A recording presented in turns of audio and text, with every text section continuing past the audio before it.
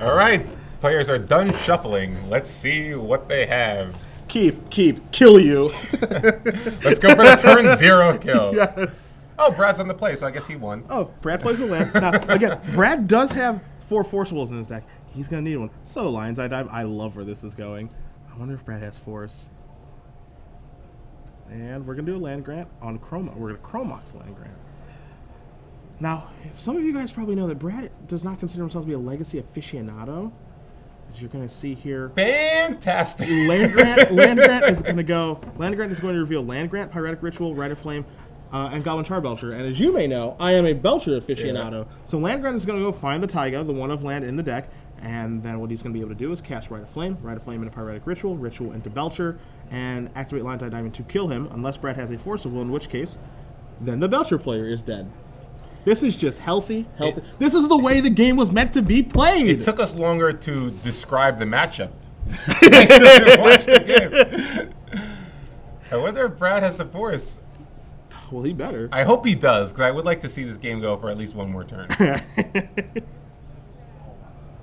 This is how it was meant to be played. Richard Garfield had this in mind when he designed Magic so many years ago. It's been around for 20 years. Yeah. And after all those years, we finally get to see his vision realized. See, for some people, this is uncomfortable to do this. I love it. I am so comfortable with being Matthew Ling in this spot. Pyretic Ritual. Brad says that's fine. Cast Shalvin Charbelcher. Boo! Boo! What are you booing for? Now the game gets to go on for another turn. Force of Will via Show and Tell for Nelson. So he is very much alive. He's going to sacrifice those 2 fetch lands. I think we're going to see a turn 2 Hypergenesis here. Jeez. Or potentially a Show and Tell. You know, real tough guy with this Force of Wills. Huh? Real tough. Well, this, Force of Will is another reason why this is a clear format. Brad could have died on turn 1, but instead he had the Force of Will, so now he gets to do something ridiculous. All right, you're right about that. I can't argue. All right, here comes, this is a Shardless Agent, Jerry Thompson's Invitational card. So here we go. Going to flip over a whole bunch of cards, and as he does, there's your Hypergenesis. Hypergenesis is going to let both players put things into play. We'll even bring Hypergenesis up on the screen. See, it's fair, it's fun, it's symmetrical. See? Yeah, both players get to do it. Absolutely. But see, what's interesting here is Gristlebrand's going to come into play is that if Ling knows how this matchup works, it's very, very hard for Nelson to win. And I'm not kidding. Why is that? Because if Ling just plays a Lion's Eye Diamond, when Brad casts Hypergenesis, he just gets to put the Belcher in for free and activate it and kill him. If Brad plays Show and Tell, you just put a Belcher into play and you just kill him. So, had Ling known that, he probably just... Oh, so apparently this is Ling's first Legacy tournament, so had he known that, he probably just doesn't go for it. Now, of course, it's game 1, so he doesn't, there's a good chance that he doesn't know what Brad's playing and stuff like that. So if I'm in Ling's spot there, I'm just going to go for it and try to kill my opponent. Mm-hmm. But if you're working with information that you know your opponent is playing Hypergenesis, where the only ways that they can actually function is by casting Show and Tell or Hypergenesis, then yeah, you just kind of wait around. So you chill. Let's see here. Maybe Brad will make a mistake and cast Show and Tell, and Ling managed to draw one of his... that would be insane. Charbells. Doesn't look like he does have the Charbells. He has a Burning Wish. And he's trying to rebuild his hand. Problem is, Gristlebrand's really not going to let that be a thing. Wow. So apparently Brad doesn't know that trick either. Yeah, risky stuff. Omniscience coming into play. What if he just drew Belcher and he just kills him? That would have been awesome. Yeah, that would have been the best thing in the history of the world. So Omniscience comes into play, and it looks like Brad's going to go through the motions of doing some other ridiculous things. Cast some more insane cards. There's Emrakul. I like to take an extra turn. Ling says, Brad explains, so yeah, I'm gonna take an extra turn. I'm gonna kill you now. And Ling says, oh, okay, I guess I concede. So there you go. Brad Nelson up a games. We're being informed Jerry T lost 1-2 to an Elves player with a single Emrakul in the board. As Jerry cast a Show and Tell or whatever, and at end came an Emrakul. You see Brad Nelson up a game, Hypergenesis up over Belcher. That did happen in Cincinnati. That little anecdote about Mr. Thompson. You want to go over the sideboards? I gotta say, there's something to be said about a combo deck that you can accidentally just lose. I love it. Get your combo. I love it. I think that's great. I really do. So Matt, I mean, you're the Belcher expert. I know a lot of Belcher players don't even bother having a sideboard. Are you one of those people, or do you like actually boarding in some cards? I'm a fan of having a sideboard. I think if people are going to let you play 75 cards, you should probably use all 75, especially if you have Burning Wish, so you have an Empty the Warrens to wish for. Now, oftentimes, the other cards in the sideboard of the Belcher deck that you can Burning Wish for, that comes up rarely, if ever. One of the few ones that actually does come up is Goblin War Strike, which Ling does have. Sometimes you're also able to find diminishing returns. He has a Reverend Silence and a Pyroclasm, Infernal Tuner, Hull Breach, and Shattering Spree. I've had those cards in my sideboard as well. Again, it's pretty rare that it does come up, but the cards that do matter are Xantid Swarm and Pyroblast, 4 of each in the sideboard there for Matthew Ling, and so I would not be surprised to see Xantid Swarm or Pyroblast, one of the two, come in. I think if you board in all 8 of those, you dilute your deck too much of actually being full of ritual effects to be able to actually get to the 7 mana to cast Belcher or create a large storm count for Empty the Warrens. So I wouldn't board too many. That's why I don't like seeing 8 of them in the sideboard, but I would board some number of them. For Brad, he's got 3 Ingot Chewers, 4 Leyline Sanctities, 4 Dismembers, 1 Misdirection, 1 Show and Tell, and 2 City of Traders. So what Nelson can do is he could board in Leyline Sanctity, so the Belcher is off, and it would force Ling to actually draw a Burning Wish to find a Reverend Silence to be able to go off. But that part of the combo doesn't stop Empty the Warrens, and there are more Empty the Warrens in the deck, be it 4 Wishes and 3 copies of Empty. That's 7, then Belcher's 4. So Leyline is an option because you actually just can kind of mize it and it come into play, and Misdirection's pretty poor in Nelson's deck. So I think that's certainly a good option, and probably the only option, honestly. Well, if you board out the Misdirection, that's 3 blue cards that you suddenly can't pitch to Force of Will. Yeah. So, I mean, again, Brad does have other cards. He has Omniscience, Show and Tell, he has Shardless Agents, he has Progenitus.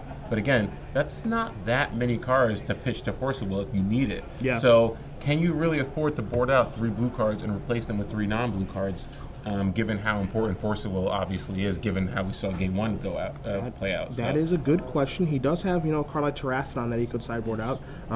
If he'd like to, he can lower the threat count in his deck, but that is a little bit risky. And Terrastodon could actually win you the game, where there are games where the Belcher player just, has to cast a naked Charbelcher and hope to draw another Ritual the following turn, and Terrastodon could blow that up and then ultimately win Brad the game. So. But then again, I mean, Leyline of Sanctity is one of those cards that if you get it into play off of a Show and Tell or Hypergenesis, that actually can do this exact same thing, right? Like it can protect you from the Charbelcher activation. Yeah, that's true. It'd be interesting to see what Brad does here. Again, my only concern, I agree with you, I think Leyline comes in. I just don't know what you'd board out. My only concern, I agree, I don't think Misdirection is that great, but the fact that it's blue, I think, is really what's important there. And you do want to get the blue card count high. You're definitely right about that, so that you can actually cast Force of Will a very high percentage of the time. No argument to be had there, my friend. So Matthew Ling, he's on the play now, debating if he can keep this hand. Charbelcher, would you say they mulligan aggressively? Or well, you have to mulligan if you don't have one of the things to go off. If you don't have one of the 11 cards, 4 Burning Wish, 4 Charbelchers, or 3 Empty the Warrens, you must mulligan. And it's a situation where I feel like the deck can mulligan down to 6 and still function. 5 is too hard. Okay, so 6 cards, a bunch of ritual effects you just keep? Yeah. Okay. Yeah, I'll keep that one. I'm not happy about it, but I don't think that I can win on 5 cards. Yeah. So Matthew Ling decided to keep his opening 7. Brad Nelson, unfortunately, is going to be going down to 6. Now, Brad's deck doesn't seem like one of those decks that mulligans that great. Obviously, he decides that he can actually go Show and Tell Grizzlebrand. I mean, that's obviously good. He doesn't need that many cards to go off. But if it's not Show and Tell into Grizzlebrand and it's just Hypergenesis, sometimes it might not be enough. Like Hypergenesis Progenitus is not good enough probably in this matchup. Just getting a Progenitus into play. Nelson going to keep has Leyline of Sanctity. So, does Ling have a Burning Wish or an Empty the Warrens? Again, 7 is more than 4. We'll see if he has one of those. There's a Lotus Petal. He's moving and grooving. Alright, there's a Chromox on a Simian Spirit Guide. So this is going to be interesting here, because it looks like he's not... Is this going to be turn 1 empty? Because Ooh, easy. There's a land grant. It's a Belcher hand. Okay, so he does have a... I see. Yeah, he has a Burning Wish for Reverend Silence. And we're going to bring Reverend Silence up on the screen for you guys so you can see exactly how that's able to kill the Leyline of Sanctity that's in play. So land grant's going to resolve. If you control a forest, which Ling will, via the Taiga, you can pay 6 life instead of paying its casting cost and destroy other enchantments. That's what the Burning Wish is going to facilitate. So Ling can play a turn 1 Belcher. You remove the Spirit Guide, use the Petal, use the Mox, use the land. He can actually cast that turn 1 Belcher. And then if he draws a Lotus Petal, he can actually activate the next turn. Mm-hmm. Or a Ritual. Or Rite of Flame, or any of the Spirit Guides, stuff like that. He's got a lot of cantrips to be able to actually do that with. So he's going to remove this. He's going to cast the Belcher. Actually, Lion's Eye Diamond's probably the card he needs there, because then he can actually cast Burning Wish for the mantra, cast it, and then activate the Lion's Eye Diamond to activate the Belcher. So, yeah, Lion's Eye Diamond would be a great draw here. Brad Nelson basically can just play a Mr. Rainforest and pass. So let's see what Brad can muster here. It looks like you got to go for it. You can't wait. You got to cast Burning Wish. Boop. Does this resolve? It does resolve. Okay.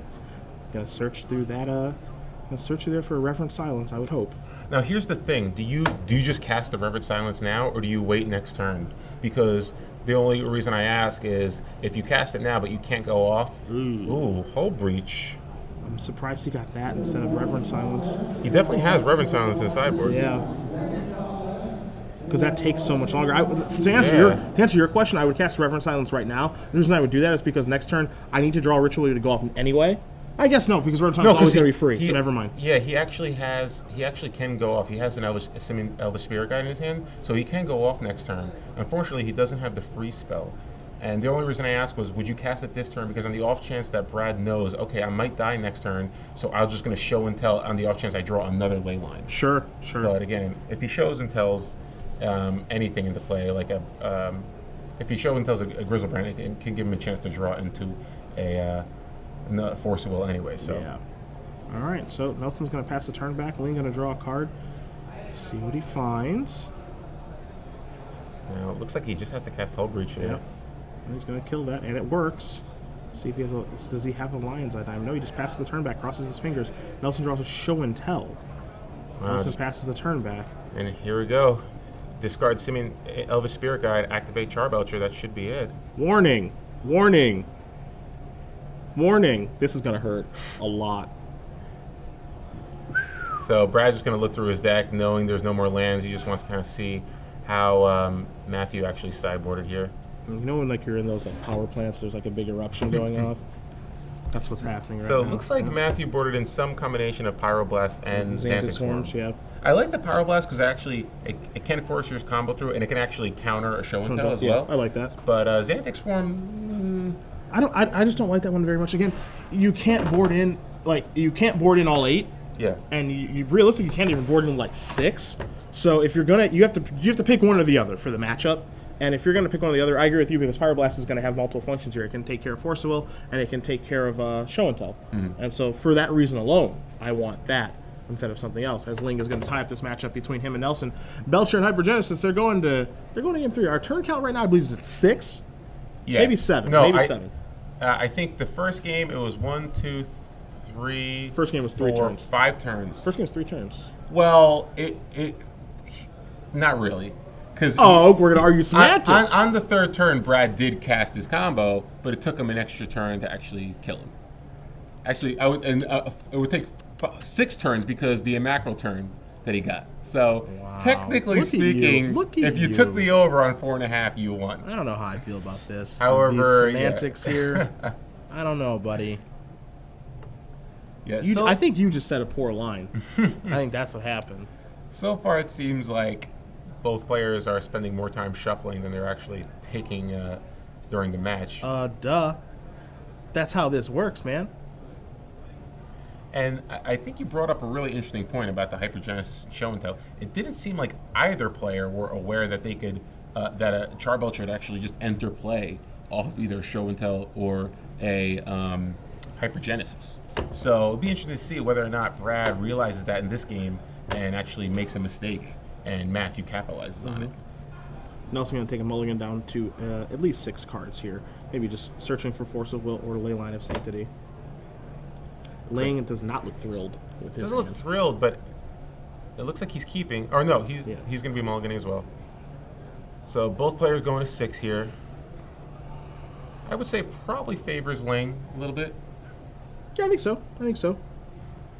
I wouldn't be too surprised. I mean, Brad doesn't need a lot to go off, but then again, when we say go off, it doesn't necessarily mean he's going to win the game. It just means he's going to get something into play. Now, it could be a macro, which is very good, or it could be a Grizzlebrand. But if it's just a Progenitus, that's not the end all be all for this matchup. So, quick update for you guys at home about some of the named players out there in the field. Brian Barondoin sitting at 3-0. He's playing Sneak and Show today. Todd Anderson sitting at 2-1. I believe he is also sneaking and showing. And Chris